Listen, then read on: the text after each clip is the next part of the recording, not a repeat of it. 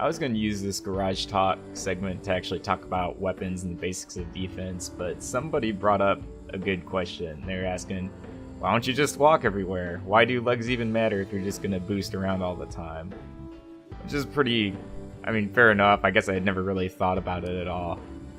But in reality, walking in all of these games is very, very slow, and you're not going to be able to react very quickly to anything. So it's better just to pretend like you're playing Jet Grind Radio and skate everywhere and jump off walls.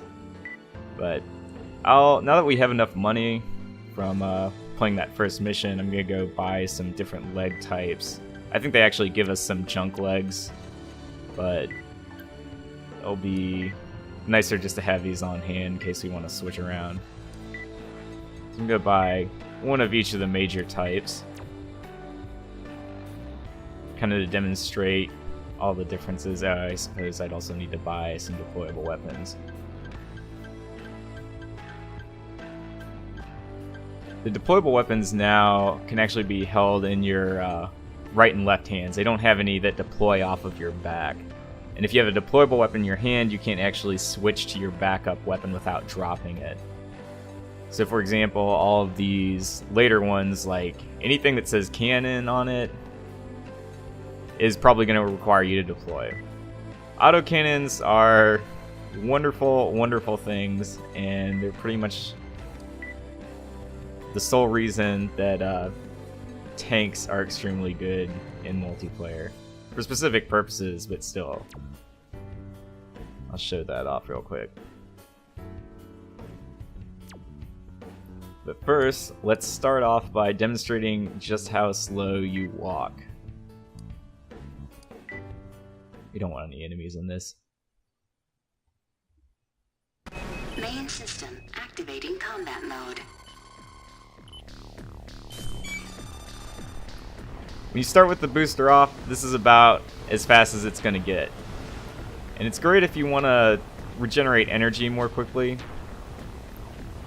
You'll kind of turn the booster off and maybe walk around a little bit, or if you're just messing around. But as soon as you jump, it'll turn on your booster. If you quick boost, it won't necessarily turn on your booster. And if you... System scan mode. Oh, you can't even glide boost without the booster on initially.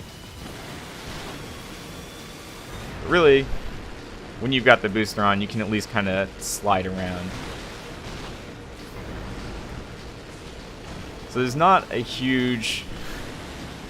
I really can't think of any advantage to moving around without the boosters on. Yes, I know it's a robot game, and part of the whole point is to stomp around and smash things with your feet, but it's kind of not worth it if you have to move that slowly.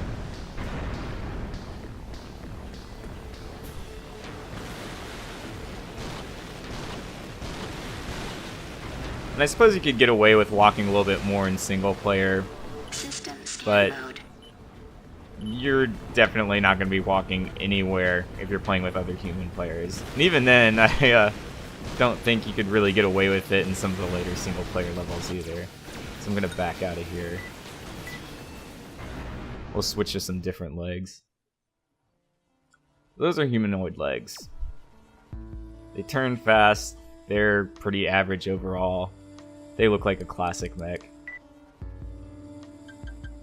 We'll pull out some reverse joints, which are personally my favorite. They, some people think they look a little bit goofy, but I love them. I kind of grew up with MechWarrior games, so reverse joint actually looks more normal than humanoid legs, but maybe that's just me. So let's also get one of these deployable weapons. Oh, do we have other things? Ooh, a sniper cannon. I'll show that off, even though these are terrible and I'm never really going to use them. I'll show you why they're terrible.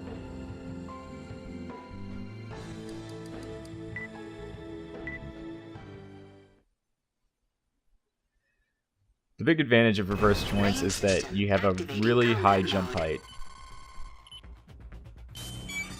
When I was jumping in the humanoid legs, it was just a very short distance. In these, you get probably about, I'd say that's like 3 times the height or so. And if you go up to a wall or something, you can jump significantly further. Energy at 30%. They also have a tendency to draw less power, which is better for your energy regeneration. They're great for energy management. Turn a little bit slower, but I don't think that's too much of a big deal. Again, walking is ridiculously slow, so I don't really like to do it that much. Unless I really have to. Now, for the deployable weapons, I'm going to pull out the sniper rifle real quick. And it's going to kind of change my stance and root me to the ground. Also, it puts you in this free aiming reticle, which is not really okay.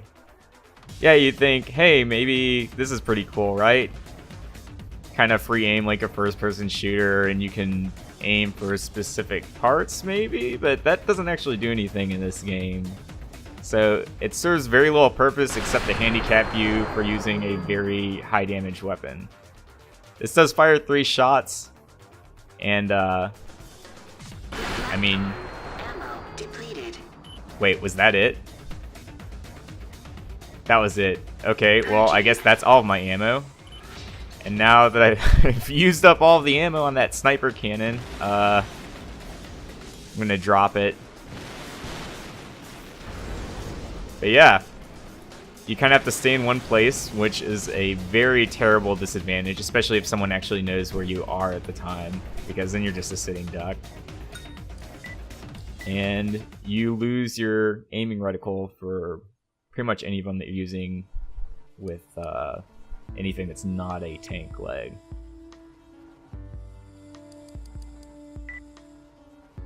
So, using this, I'm gonna equip some quad legs. I'm not actually sure if you're gonna be able to see them deploy properly. Maybe we'll see the animation coming out of it.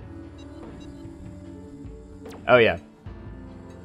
The other big thing about legs is that if you look at these defense values, the type of leg that you're using is going to dominate your defense levels for all 3 stats.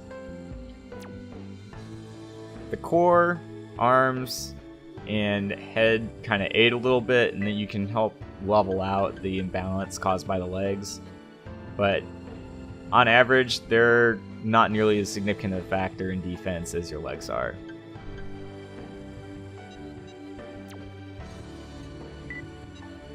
And the biggest reason to use all the different types of legs is specifically for jump height.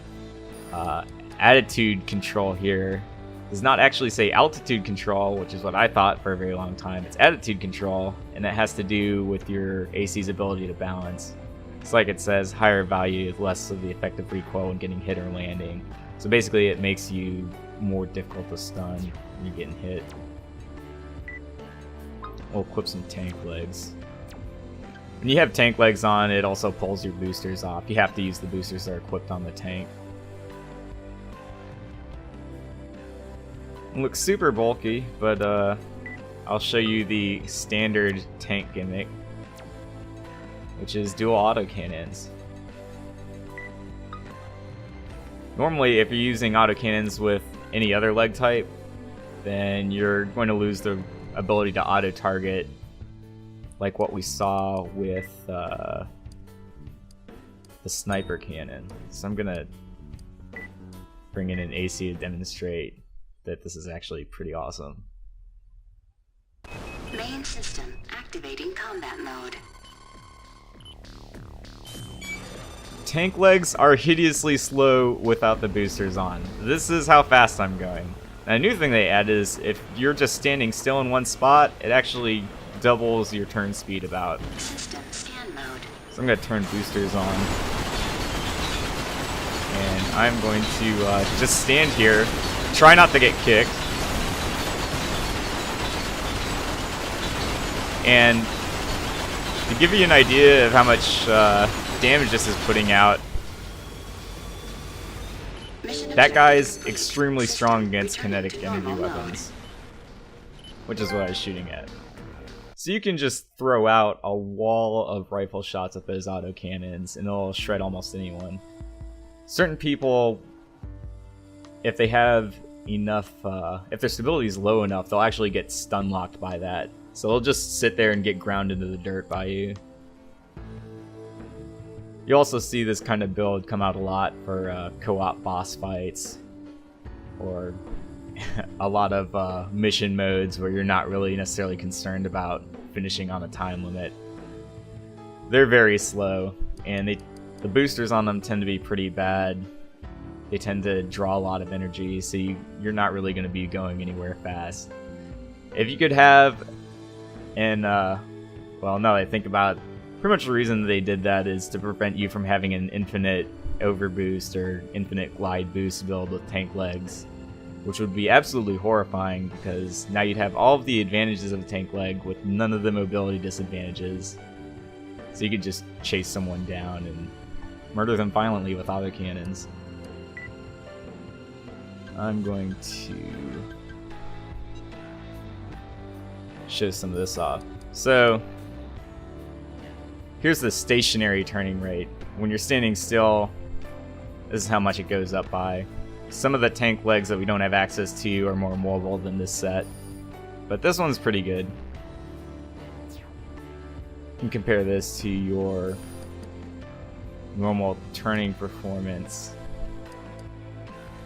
which isn't really, I don't know. These numbers are all weird.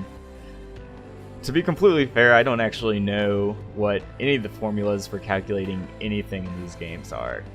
I just kind of go by the idea that bigger numbers or smaller numbers are better, and you stick with that, it's kind of hard to go wrong.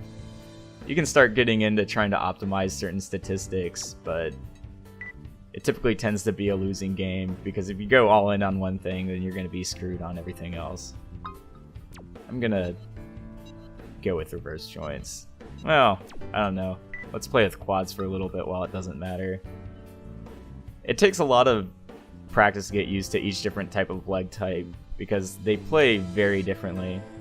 Oh, I guess I never actually showed off quads, so we'll go into test mode and see if I can get the deploy animation to show up. Another thing with quads that's fun and really gimmicky that you don't really see too much is if you jump up into a wall. Let me see if I can do this. Come on. You can actually stick to the wall. Is it gonna do it? I don't actually know how to do it. I'm not really a quad player per se. But I've seen people stick to walls in very strange places and deploy sniper rifles. So you'll be sitting there trying to figure out where this guy is, and you'll look up and he's just hanging off the side of a cliff somewhere. So let's deploy both of these. There you go, you can see it a little bit. We'll shoot off a little bit and then move. Ah yeah, you can see it redeploy. So that just offers you additional stability, which I guess actually benefits in the accuracy of your weapons in stationary mode, and also makes you harder to stun, which is pretty necessary considering you're just going to be standing there, so you're probably going to get pelted by all sorts of stuff. Makes your reticle a little bit more steady, so if you've got a sniper cannon that fires 3 shots like the other one, then you won't be shaking around as much. There are people that run some very fast quad builds that kind of skate around, but again, I'm not that well practiced with them, so I couldn't tell you a whole lot about those builds. I'm gonna back out here.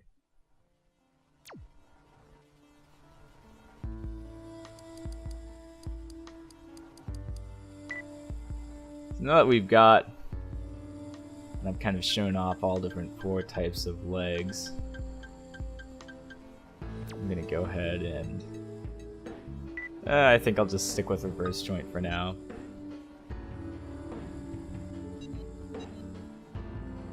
These ones have a good loading capacity. They're pretty decent overall.